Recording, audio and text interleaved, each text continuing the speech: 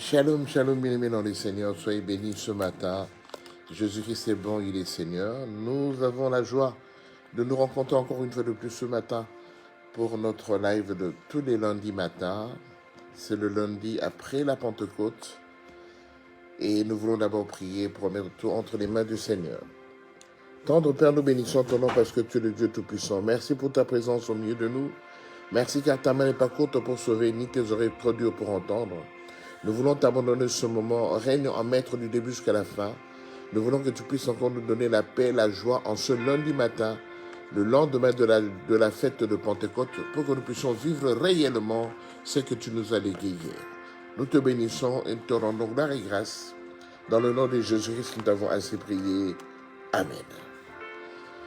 Amen, amen, amen. Bienvenue au Seigneur. Nous sommes dans la joie de partager cette parole ce matin, ce lundi de la Pentecôte, afin que le Seigneur puisse encore nous bénir davantage. Nous allons partager dans le livre de 1 Samuel, chapitre 1er, du premier verset jusqu'au verset 5. En fait, le texte est tellement long, mais on va s'arrêter au verset 5, et on pourra citer certains passages plus tard dans l'évolution de notre prédication de ce matin. La Bible dit ceci: il y avait un homme de Ramathaïm Tsophim, de la montagne d'Éphraïm, nommé Elkana, fils de Jéroham, fils d'Eliou, fils de Tohu, fils de Tsouf, Éphratien. Il avait deux femmes, dont l'une s'appelait Anne et l'autre Pénina. Pénina avait des enfants, mais Anne n'en avait point. Chaque année, cet homme montait de sa ville à Silo pour se prosterner devant l'Éternel des armées et pour lui offrir des sacrifices. Là se trouvaient les deux fils d'Élie, Ophni et Phiné, sacrificateurs de l'Éternel. Verset 4. Le jour où Elkana offrait son sacrifice, il donnait des portions à Pénina, sa femme, et à tous les fils et à toutes les filles qu'il avait d'elle. Verset 5. Mais il donnait à Anne une portion double, car il aimait Anne que l'Éternel avait rendue stérile. Il donnait à Anne une portion double, car il aimait Anne que l'Éternel avait rendue stérile. Bien aimé, nous nous accrochons à ce niveau-là. Pour paraphraser, un homme avait deux femmes. Il s'appelait Elkana et les deux femmes c'était Pénina et Anne. Pénina était féconde. Pour procréer, elle n'avait pas de problème. Mais Anne, par contre, elle était stérile. Elle ne pouvait pas procréer. Et dans l'évolution, chaque année, ils allaient en fait dans une sorte de retraite à Silo. Et là, ils allaient en fait, pendant la retraite, chacun essayait de poser ces questions, de demander des services au Seigneur, comme se fait dans toutes les retraites. Mais on n'a pas parlé de Pénina parce qu'elle est féconde. Elle, apparemment, n'avait pas de problème. Et elle n'était pas parmi les gens qui montaient à Silo. Mais par contre, Anne, qui se savait stérile, elle allait chaque année à Silo, en retraite, implorer la grâce du Seigneur. Mais par contre, Elkana, il devait sûrement être un homme riche. Il donnait beaucoup de cadeaux à Pénina et à ses enfants. Mais s'il donnait 10 cadeaux à Pénina, il en donnait 20 à Anne. Parce que la Bible nous dit au verset 5 qu'il aimait beaucoup Anne. Et en fait, c'était une sorte de compassion. Parce que Anne était stérile, n'arrivait pas à procréer. C'est pourquoi il lui donnait une portion double. Bien aimé, essayons de statuer à ce niveau. Il avait tellement pitié de sa femme, sa deuxième femme, Anne, qu'il lui donnait le double de ce qu'il donnait à la première femme, Pénina. Donc, si on doit comprendre, c'est que il faisait tout pour que Anne ne s'en aille pas. Il faisait tout pour que Anne se sente quand même considérée et heureuse dans son mariage. Mais bien aimé, vous savez, dans la vie, vous pouvez combler quelqu'un de tous les biens matériels. Vous pouvez combler quelqu'un de toutes les maisons, de tout l'argent que vous voulez, de tout l'or que vous pouvez posséder. Mais le désir du cœur, c'est différent des désirs de la chair. C'est vrai que bon, voilà. La Bible dit, fais de l'Éternel tes délices et il te donnera ce que ton cœur désire. Ce que désire réellement ton cœur ne peut pas être remplacé par de l'argent, par de l'or, par des biens, par des voitures, par des voyages, par tout ce que vous voulez. Tout ce que vous connaissez de matériel ne peut jamais remplacer les désirs du cœur. Parce que bien aimé, tout ce que nous faisons, tous nos souhaits, toutes nos actions, cela provient du cœur. Et une femme qui est mariée, qui est dans un foyer, et qui a constamment besoin d'avoir des enfants, cette femme, aussi longtemps qu'elle n'aura pas ses enfants, qu'elle va tenir de sa main, ces enfants qui vont sortir de ses entrailles, elle pourra adopter. Elle pourra adopter. Mais quand elle adopte, finalement, il faut un travail assez sérieux pour que cet enfant adopté remplisse réellement son cœur. Mais si c'est un enfant qui sort de ses entrailles, il va l'aimer différemment des enfants qu'il a adoptés. Il va l'aimer différemment des véhicules, des maisons qu'il possède, des biens matériels. Il va l'aimer différemment. Alors, au travers de cette exhortation, le Seigneur nous a parlé en disant que beaucoup de gens actuellement, il leur manque ce qui pourrait faire la fierté de leur vie ici sur terre. Beaucoup de gens, ils ne reçoivent pas ce qu'ils attendent réellement de par toutes les prières qu'ils font par rapport à leur vie, parce que le Seigneur, quelque part, les a condamnés à cette situation. Il y a des gens qui sont stériles aujourd'hui, c'est parce que Dieu les a condamnés. Comprenons-nous bien.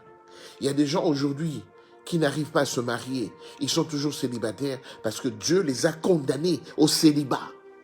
Il y a des gens aujourd'hui qui n'arrivent pas à avoir une bonne santé parce que Dieu les a condamnés à la maladie ou aux maladies qu'ils portent.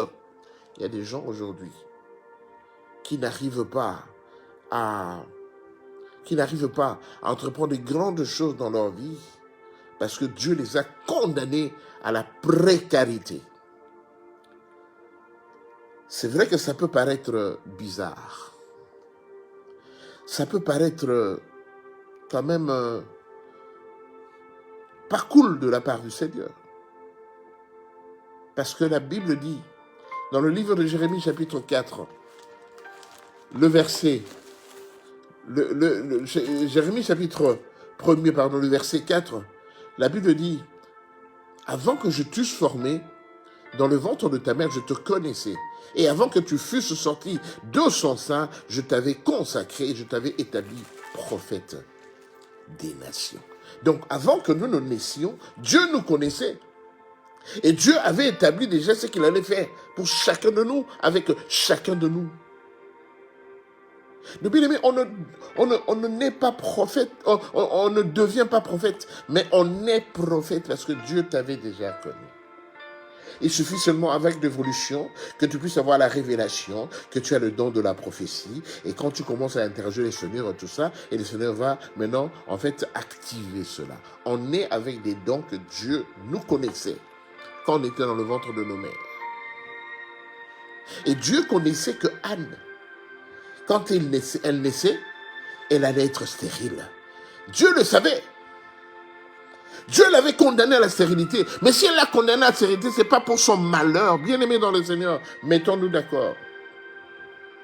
Il y a Jésus, à un moment, il avait ses disciples, et qui étaient, pendant leur mission, ils ont rencontré un enfant qui était lunatique. Cet enfant, il venait, il se jetait là où il y avait le feu, Donc il posait des actes un peu bizarres par rapport à la maladie qu'il avait. Alors les disciples ont demandé au Seigneur Jésus, mais pourquoi cet enfant est comme ça? Est-ce que c'est ses parents qui ont péché?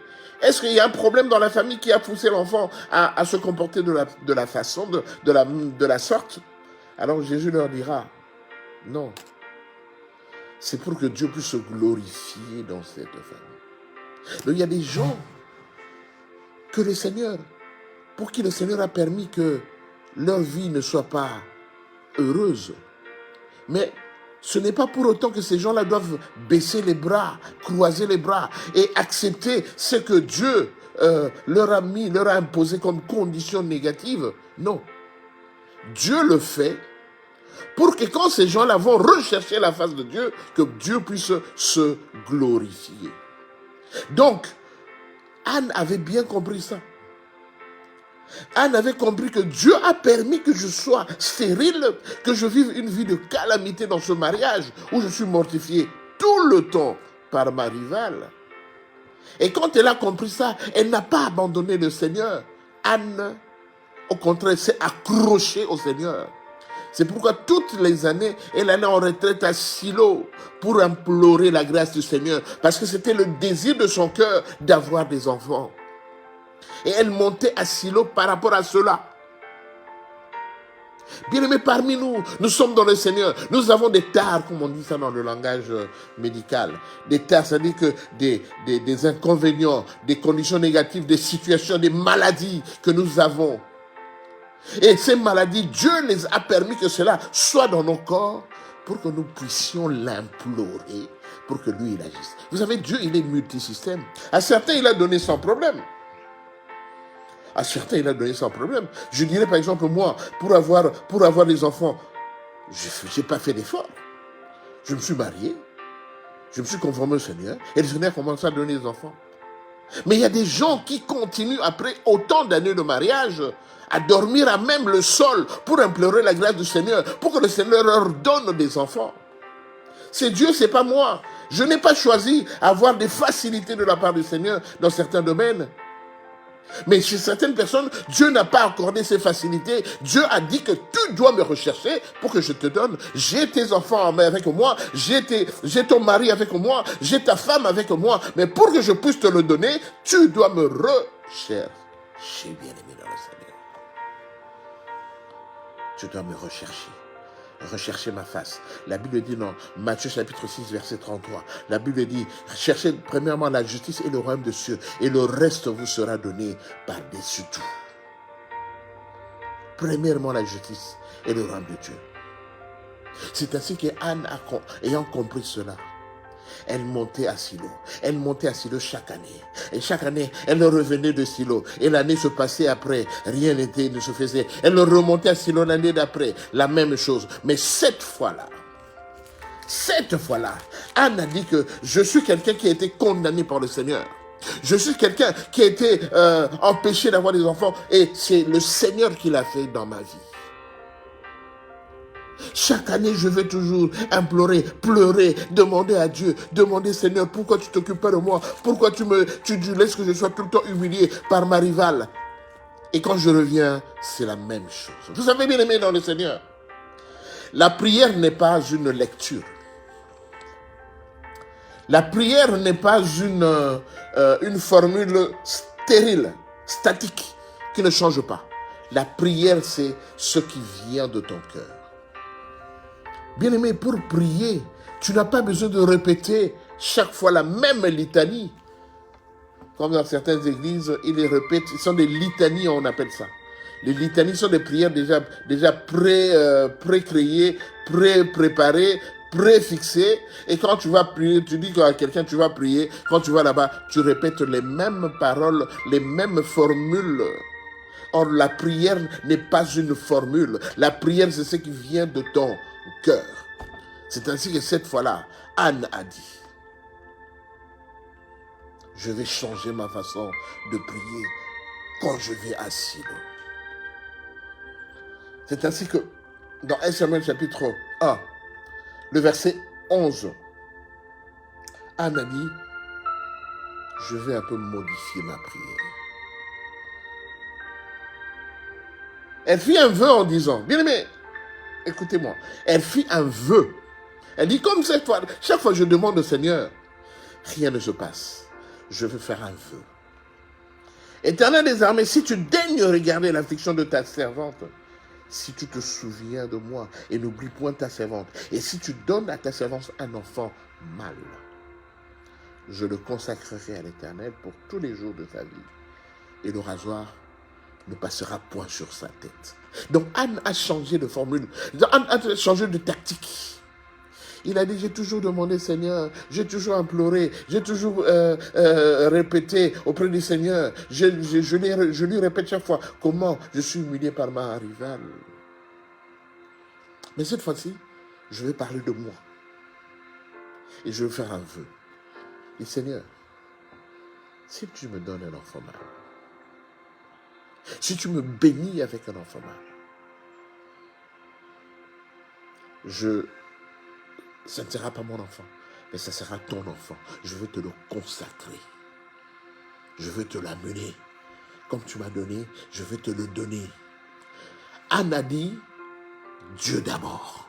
Donc en fait, si on regarde bien la prière de Anne, tout ce qu'elle a demandé, en résumé, on peut conclure ça en disant Dieu d'abord. C'est ainsi que dans Genèse chapitre 1, verset 1, la Bible dit, au commencement, Dieu.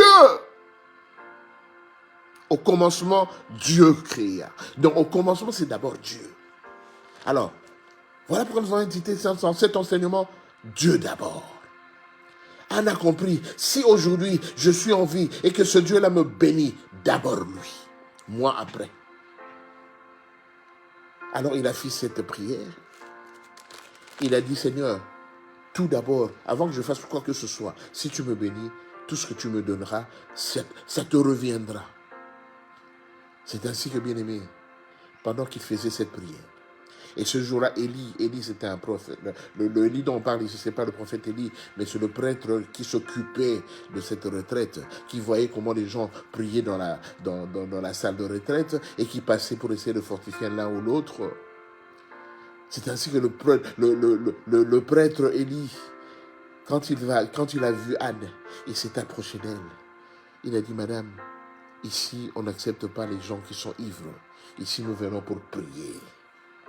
Alors Anne l'a dit, il a regardé. Il a dit, non, mon Seigneur. Je suis en train de paraphraser. Hein, donc je vous raconte l'histoire, mais avec mes propres mots, quoi. Pas seulement celle qui est écrite dans la Bible. Il dit, je ne suis pas ivre.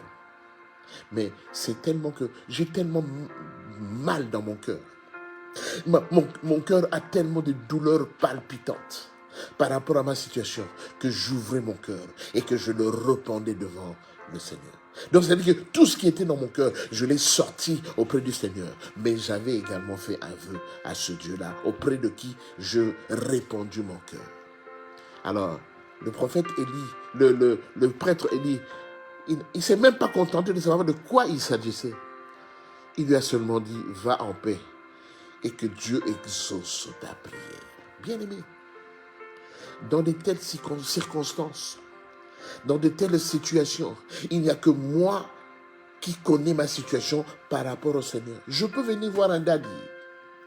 Je peux énumérer tous les problèmes que j'ai auprès de daddy. Je peux expliquer au daddy ce qui me tient à cœur. Mais daddy, c'est un homme comme moi. Le pasteur, c'est un homme comme moi. Le prophète, c'est un homme comme moi. Mais il ne pourra pas ressentir ce que moi je ressens. J'ai toujours dit, bien aimé, il y a des fois, on a des difficultés, tout ça. On demande aux collègues, aux frères, aux sœurs, de prier pour nous, de faire l'intercession pour nous. Des fois, on se retourne dans l'église, on dit, voilà, on va prier pour maman telle. Elle a ça, prions. On va prier pour papa tel, il a tout ça. On va prier pour l'enfant tel, tout ça, prions. On va prier ensemble pour toi, pour ton cas. Mais la façon, le temps qu'on consacre à ton problème à toi, c'est toujours différent si moi-même, je priais pour moi, pour mon cas. Moi, je peux prendre pour mes difficultés, mes problèmes, je peux prendre 1 heure pour prier par rapport à ça. Mais dans l'assemblée, on va prendre 5 minutes. Vous comprenez, vous voyez déjà la nuance, la différence. quand ils prennent 5 minutes pour prier globalement, généralement, de mon problème. Pendant que moi-même, quand je prie pour ce problème, je prends toute une heure pour ce problème. Vous voyez un peu l'ampleur de la prière dans les deux cas. C'est ainsi que le prêtre a dit à Anne, il dit, va en paix et que Dieu exauce la prière selon ce que tu lui as demandé, sans pour autant essayer de s'enquérir de quoi il s'agissait. Et la Bible nous dit, au verset 18b, la Bible dit, et cette femme s'en alla, elle mangea, et son visage ne fut plus le même. Ils se levèrent de bon matin, elle a se prosterner devant l'Éternel. Ils s'en retournèrent et revinrent dans leur maison à Rama. Verset 20, Elkana connut Anne. Ça dit qu'on connut Anne, donc ils ont eu des relations intimes. Et sa femme et l'Éternel connut sa femme, et l'Éternel se souvint d'elle. Bien aimé, les prières que nous faisons, ce ne sont pas des prières qu'on fait au hasard. La Bible dit, tout ce que vous demanderez en priant, croyez que vous l'avez reçu et vous le verrez s'accomplir. Bien aimé, ce matin, je parle à quelqu'un qui a été condamné par le Seigneur. Je parle à quelqu'un auprès de qui le Seigneur a bloqué, il a bloqué sa vie, si je peux dire ça. Je parle à quelqu'un qui, aujourd'hui, le Seigneur a constitué une amertume dans son cœur. Je parle ce matin à quelqu'un qui sait que si je suis comme ça, c'est parce que c'est le Seigneur qui l'a permis. Je parle à une veuve ce matin, auprès de qui le Seigneur a dit, pour ta paix, je vais prendre ton mari. Je parle à un veuf ce matin, pour qui le Seigneur a dit, je veux te libérer. Je prends ta femme, reste comme ça. Mais depuis que tu es resté comme ça, bien-aimé, tu as des difficultés.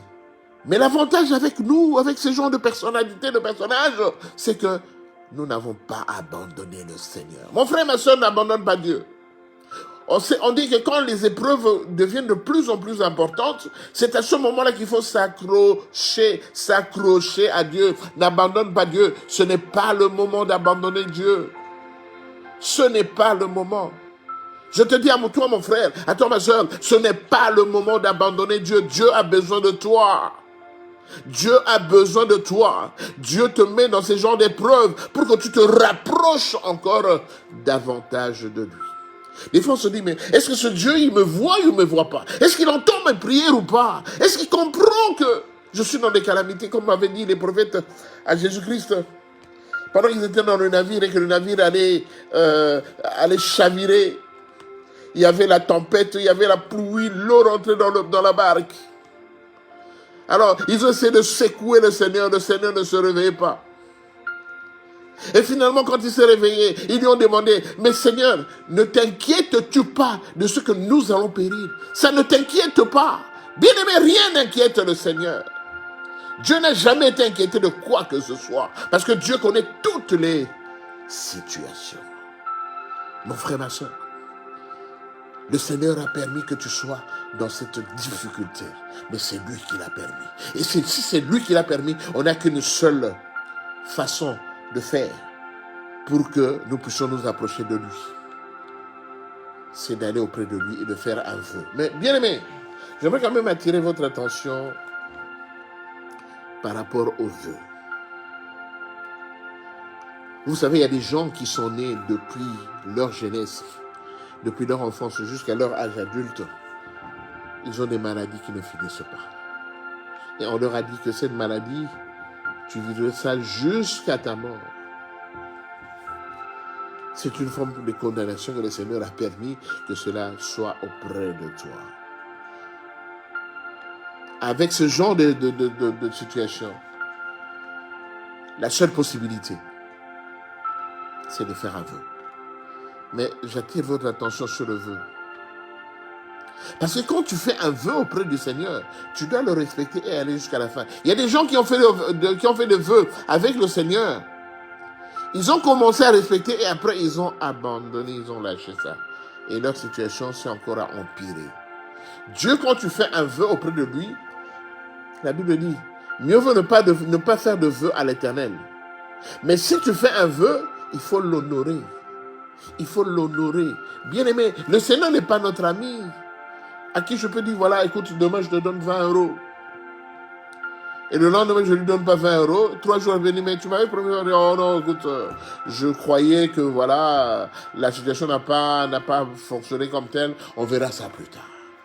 Mais avec Dieu, on ne voit pas ça plus tard. Avec Dieu, si tu as dit quelque chose, tu lui as promis. Donc, il ne faut pas tarder à accomplir un vœu que tu as promis au Seigneur. Il faut l'accomplir. Tu lui as promis. Parce que si tu ne l'accomplis pas, tu auras des répercussions, comme disent les Congolais. Il y aura des retours auprès de toi. Et ces retours seront négatifs. Alors, Anne a fait un vœu. Il dit, si tu me bénis, si tu me donnes ce que mon cœur désire, je te le consacrerai d'abord. Je te le consacrerai. Parce que je sais que ce que tu me donnes, ça ne m'appartient pas, mais ça appartient à toi. Je veux te le donner.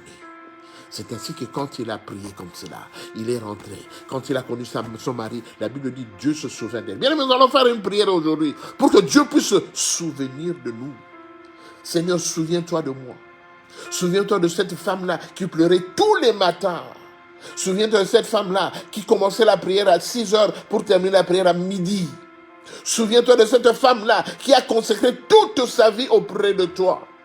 Souviens-toi de cette femme-là qui a accepté que sa famille puisse l'humilier complètement. Et elle a accepté cette humiliation. Souviens-toi de cette femme-là qui est mortifiée tout le temps. Souviens-toi de mon frère. Souviens-toi de ma soeur qui traverse des moments difficiles, mais qui s'accroche toujours à toi. Souviens-toi de ma famille qui m'a abandonné dès le jeune âge, qui m'a abandonné. Je suis passé de maison en maison, de main en main. Mais souviens-toi de cette personne-là. Mais je ne t'ai pas abandonné. Je suis toujours accroché à toi. Je suis toujours derrière toi. Je suis toujours ta parole. Souviens-toi, Seigneur. Nous allons prier. Nous allons prier, bien-aimé dans le Seigneur. Parce que cette situation, si on la laisse comme ça, on n'aura pas de solution. Et le Seigneur, il est là. La Bible dit dans le livre de Psaume, de Psaume chapitre 11, pardon. Psaume chapitre 11, on va lire ça avant de prier. Psaume chapitre 11, le verset 3 et 4. La Bible dit, quand les fondements sont ébranlés, le juste, que ferait-il? Quand les fondements sont ébranlés, quand tout ne va pas, toi qui es juste, tu feras quoi? Et le verset 4 nous donne la réponse du comportement du Seigneur. La Bible dit, l'Éternel est dans son saint temple. L'Éternel a son trône dans les cieux. Ses yeux regardent. Ses paupières sondent le Fils de l'homme. L'Éternel sonde le juste. Il est le méchant qui se plaît à la violence. La Bible dit, l'Éternel dans son saint temple, il a son trône dans les cieux et ses yeux regardent. Donc bien aimé, pendant que nous sommes dans des difficultés, le Seigneur, la Bible dit, le Seigneur est dans son temple et ses yeux nous regardent. Il dit rien, il ne fait rien, mais il regarde. Donc dans certaines situations, quand plus rien ne va, sache que le Seigneur est en train de t'observer. Il t'observe, mais il n'agit pas. Il t'observe. Or la Bible dit quelque part, non, sa main n'est pas courte pour sauver, ni ses oreilles trop dures pour entendre. Mais malgré tout, il suffit qu'il tende seulement sa main pour sauver, pour bénir, pour donner la solution. Non, il le regarde. Il ne bouge pas, mais il te regarde. Il connaît ta situation. Il voit les galères dans lesquelles tu es en train de patauger. Il le voit, mais il n'agit pas. Nous voulons prier. Vous savez, Dieu, il faut le connaître. Il est lent à la colère, riche en bonté. Il est notre Père, il nous aime beaucoup. Et c'est à cause de cet amour-là, il adopte certains comportements pour que nous nous approchions encore plus de lui. Nous nous rattachions encore plus de lui. Il est Dieu. Nous voulons prier. Alors là, lève ta voix. Remercie le Seigneur en disant, Seigneur, je te bénis parce que tu as permis que je sois comme cette femme Anne. Pour que je sois condamné, que tu puisses condamner la situation dans laquelle je suis. Parce que Dieu avait rendu Anne stérile. C'est Dieu qui l'a rendu dans cette position-là. Ce n'est pas moi qui le dis, c'est la Bible qui le dit. Et tu bénis le Seigneur par rapport à la situation dans laquelle il t'a placé. Élève ta voix, prie au nom de Jésus. Père de gloire, je bénis ton nom. Je te rends gloire et grâce parce que tu es le Saint des Saints. Je te rends gloire et grâce parce que tu es le Tout-Puissant Père.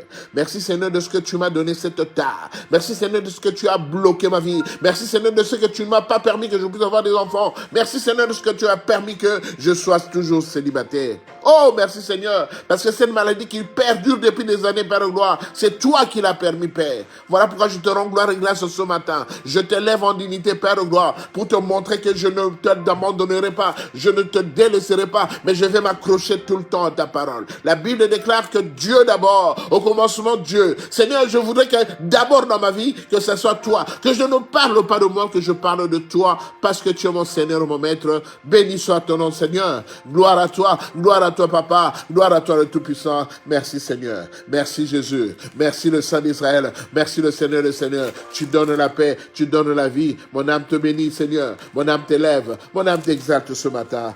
Gloire à toi, Jésus. Alléluia. Merci, Seigneur. Alléluia.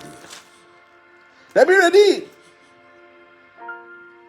Anne était tout le temps mortifiée par Pénina. Anne était toujours dérangée par Pénina. Anne ne comprenait pas. Mais pourquoi je suis l'objet des risées, des moqueries? Il y a des gens qui sont bien aimés, il y a des gens qui se moquent tout le temps de toi. Quand tu sors dans la rue, les gens commencent à parler de toi, mais d'une façon négative. Nous allons prier. Nous allons dire au Seigneur, Papa, je suis arrivé à bout. Parce que ces humiliations continuent à me salir la vie, à me pourrir la vie. Mais Seigneur, je ne veux pas abandonner. Je m'accrocherai toujours auprès de toi. Parce que si je suis humilié aujourd'hui, ce n'est pas moi, mais c'est toi qui es humilié. Parce que c'est à cause de toi que je suis dans cette situation et c'est toi qui seras humilié. Bien-aimé, lève ta voix. Dis au Seigneur que l'humiliation que tu vis, c'est l'humiliation qui lui appartient, qui lui revient, pas à toi. Prions au nom de Jésus. Merci Seigneur. Merci parce qu'aujourd'hui, je suis l'objet des moqueries. Je suis l'objet des railleries de la part de nos voisins, de mes voisins, de la part des enfants du quartier, de la part de ma famille. Je suis constamment dérangé parce qu'aujourd'hui, j'ai accepté l'humiliation. J'ai accepté ce que je ne pouvais pas humilier. J'ai accepté le plus déshonorable Père de gloire. Mais je voudrais te dire, Seigneur, que cela revient à toi, que cette humiliation, c'est toi qui la vis. Cette humiliation, c'est toi qui la vis. Si on se moque de moi, cela veut dire qu'on se moque de toi, Seigneur. Père de gloire, je voudrais que ce matin, que tu connaisses, que tu comprennes que ma situation va de pire en pire, de mal en mal. Voilà pourquoi je me tourne vers toi, Seigneur. Toi, tu as dit, n'abandonne pas. Seigneur, je ne vais pas abandonner. Je vais toujours regarder auprès de toi. Seigneur, souviens-toi de moi, Seigneur. Souviens-toi de ta servante. Souviens-toi de ton serviteur, Seigneur, qui subit les pires calamités de sa vie. Mais donne-moi encore la force. Fortifie-moi encore pour que je n'abandonne pas, que je m'accroche à toi, pour que tu puisses encore me bénir tout ce dont je suis en train de rechercher. Gloire et louange à toi. Et la Bible dit, bien aimé, dernière intention de prière, la Bible dit que Anne fit un vœu à l'Éternel. Si tu daignes regarder mon affliction, si tu te souviens de ton serviteur ou de ta servante, si tu donnes à ton serviteur ou à ta servante un enfant mâle, je te le consacrerai. La Bible dit, ne tarde pas à accomplir un vœu. Mais quand tu fais un vœu auprès du Seigneur, accomplis-le. Ne tarde pas à accomplir le vœu que tu as fait auprès du Seigneur. C'est juste un rappel. Nous allons faire une prière dangereuse maintenant. C'est la prière de vœu. Je te dis déjà que c'est dangereux. Parce que si tu ne l'observes pas, Dieu pourra encore te punir. Mais si tu l'observes, ce Dieu-là va agir. Je suis convaincu que ce Dieu-là va agir. Si tu fais cette prière de vœu et que tu le fais sincèrement, Dieu va agir dans ta vie. Tu connais le problème que tu as? Fais un vœu par rapport au Seigneur. Et dis au Seigneur que quand tu obtiendras ce que ton cœur désire, tu vas consacrer cela à lui. Tu vas le lui consacrer. Anne a amené Samuel au temple. Quand Samuel était sévré, il l'a amené au temple et il l'a offert au temple. Samuel n'a pas grandi dans leur maison. Hein. Une fois qu'il a commencé, qu'il a été sévré, qu'il a commencé à manger une nourriture un peu solide, maman Anne l'a amené au temple. Samuel a évolué dans le temple, il a grandi dans le temple, il a été éduqué dans le temple avec le vieux Élie. Là, c'était le prophète Élie. Il a grandi dans le temple. Mais c'est parce que sa maman avait fait un vœu. Il avait dit au Seigneur que je vais t'amener cet enfant et je vais te le donner. Nous allons faire un vœu maintenant par rapport à notre situation et nous allons demander au Seigneur qu'il puisse accomplir pour que d'abord lui il obtienne et que moi j'obtienne après. Prions au nom de Jésus. Père de gloire, Seigneur, ce matin, je te fais un vœu, Seigneur. Mon frère te fait un vœu, ma soeur te fait un vœu, Seigneur. Afin que quand tu vas lui donner, Seigneur Jésus-Christ, Père, ce don-là, cette grâce-là que tu vas accorder, Père de gloire, cela te reviendra à toi et non à lui. Cela te reviendra à toi et non à elle, Seigneur. Père de gloire, moi et toute notre assemblée, Père de gloire, nous voulons encore te consacrer, Père de gloire, te consacrer ce moment, Seigneur. Papa fait un vœu, Père de gloire. Seigneur, nous faisons un vœu afin que tu puisses, Père de gloire, Jésus, nous donner, Seigneur Jésus-Christ, ce que notre cœur désire, Seigneur. Père de gloire, étends ta main puissante, Père de gloire. Enlève cette maladie, enlève cette calamité, enlève ce manquement, Père de gloire, Seigneur. Seigneur Jésus-Christ, Père de gloire, mets devant mon frère, devant ma soeur, une femme, un mari, Père de gloire, Jésus, qui fera son bonheur et qui sera son aide semblable. Seigneur Jésus-Christ, Père de gloire, tu as dit, je te donnerai une aide semblable. Seigneur, que le mari, la femme que tu vas donner à mon frère et à ma soeur, Père de gloire, soit réellement une aide semblable qui va l'aider, Père de gloire, dans la recherche de ta parole, Seigneur Jésus-Christ, Père de gloire, qui va l'aider réellement, Père de gloire, afin que ce couple, Seigneur, soit digne de toi, ce couple, Seigneur, soit digne de pouvoir te servir, parce que tu es ce Dieu puissant, Père de gloire. Et quand il aura obtenu sa guérison, Seigneur Jésus-Christ, Père de gloire, qu'il te consacre son corps, qu'il te consacre son foyer, qu'il te consacre son mari et sa femme, qu'il te consacre, Père de gloire, Seigneur, cette guérison, ce droit, cette bénédiction, Père de gloire, cela ne lui appartient pas, mais cela t'appartient à toi et à toi seul. Voilà pourquoi d'abord toi, Seigneur, d'abord toi. Il va encore te servir d'abord toi. Nous allons encore te servir d'abord toi. Et notre famille ne vient qu'après, parce que c'est toi qui es la primauté de toutes choses, Père. Merci Seigneur, parce que ta main n'est pas courte pour sauver, ni tes oreilles trop dures pour entendre, Père. Tu n'es pas un Dieu muet. Tu es un Dieu qui parle. Tu es un Dieu qui écoute, Jésus. Seigneur Jésus-Christ, Père. J'aimerais que, Père, aujourd'hui, Seigneur Jésus-Christ, que je puisse, Seigneur Jésus, sentir ta présence dans ma vie. Que mon frère et ma soeur sentent ta présence dans leur vie, parce que d'abord c'est toi, et nous viendrons après. Nous te bénissons, Seigneur, pour ton amour. Nous te bénissons pour cette grâce particulière que tu donnes ce lundi de la Pentecôte. Nous te bénissons pour ton amour infini dans nos vies, Père. Et nous avons la foi, Seigneur Jésus-Christ, Père, que toi tu vas nous donner, Père, selon ce que nous t'avons demandé. Laisse que la gloire, la puissance et la magnificence reviennent qu'à toi seul. C'est dans le nom de Jésus que nous t'avons prié et nous disons merci, Seigneur Jésus-Christ. Gloire et louange à toi, Seigneur Jésus. Amen, amen, amen. Soyez bénis, bien-aimés. Soyez bénis ce lundi matin. Jésus-Christ est bon, il est merveilleux. Bien-aimés, et seulement la foi. Tout ce que nous vous demandons chaque fois, c'est d'avoir la foi. On ne vous demande pas d'avoir autre chose, mais que la foi. Ayez la foi et ce Dieu-là agira puissamment et abondamment dans nos vies. Nous sommes arrivés à la fin de notre live de ce matin. Nous croyons qu'une personne a été bénie par rapport à tout ce que nous avons fait. Et ce Dieu-là se souviendra de toi. Ce Dieu-là qui t'a condamné à cette situation, ce Dieu-là se souviendra de toi. Et tu ne comprendras pas que ça va partir tout seul, sans que tu puisses accomplir un quelconque effort. Toute cette tare, tout ce blocage s'en ira de soi-même et tu auras la vie. Soyez bénis, bien-aimés. Et si Dieu le veut encore, nous nous retrouvons le vendredi à partir de 18h pour notre live de fin de semaine. Dans l'entretemps, je souhaite une bonne journée à tout le monde et que la grâce du Seigneur soit sur vous. Shalom, shalom.